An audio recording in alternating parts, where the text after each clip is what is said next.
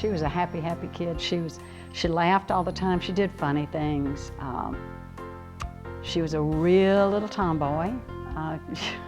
Every Halloween, you know, her sisters would be wearing little tutus and being brides, and Becky was camouflage man or half man, half woman, just anything that was out of the norm. Everything that she put her mind to, she had to be perfect. Now, I'm not saying everything in her life was perfect. I mean, she was the epitome of a slob.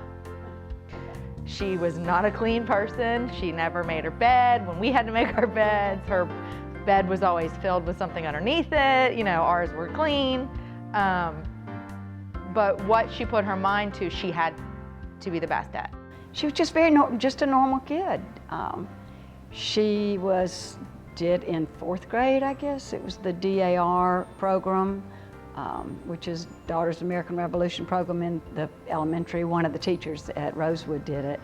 And Becky was president of that and actually won a DAR award for the county for her essay. That might have been 5th grade, I think.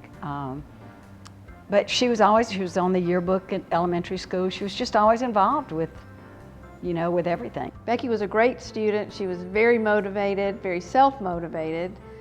She was a hard worker. She always gave 150%. Everything had to be just so with Becky.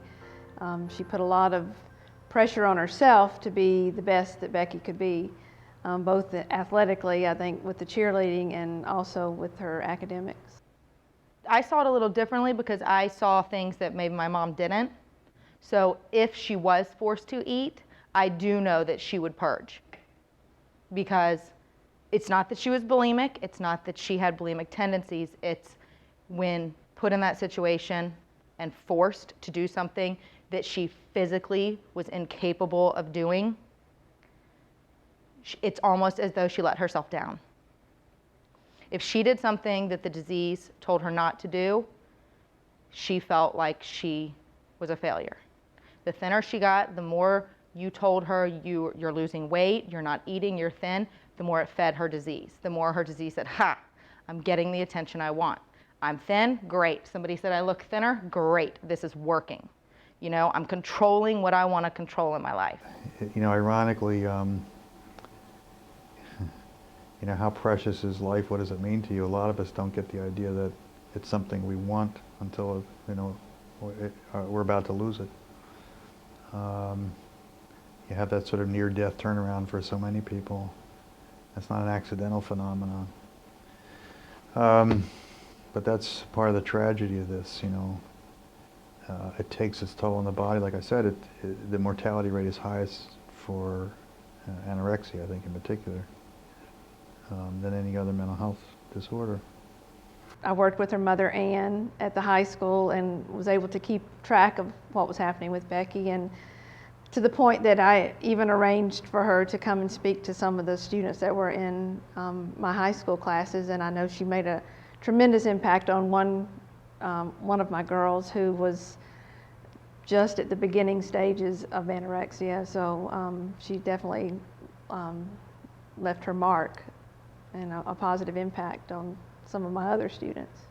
The number one thing she gave me was, I think, her laughter and her determination.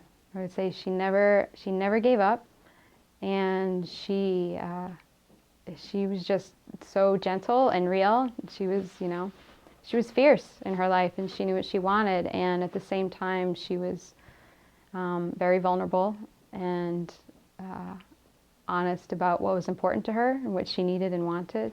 And, you know, she really taught me that, of how to be honest for me and to just be me, and didn't matter what anyone else was thinking. And it was, you know, she was a gift for sure. She makes you realize not to take things for granted.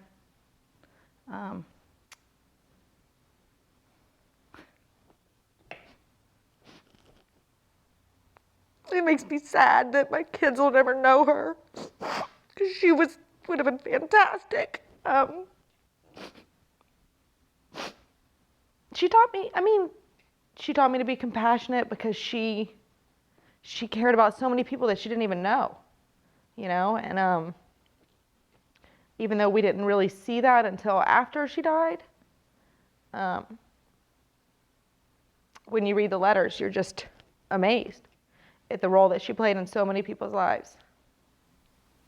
But yeah, she always wanted to, you know, help others. And apparently she was involved in some of the national eating disorder chat groups. And after she died, I got emails from people that had never met her that said how much she had helped them.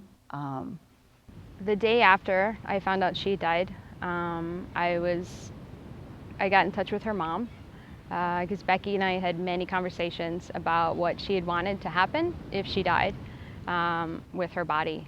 And she was very, very sure and kind of even a little excited about wanting to have her ashes scattered into the ocean.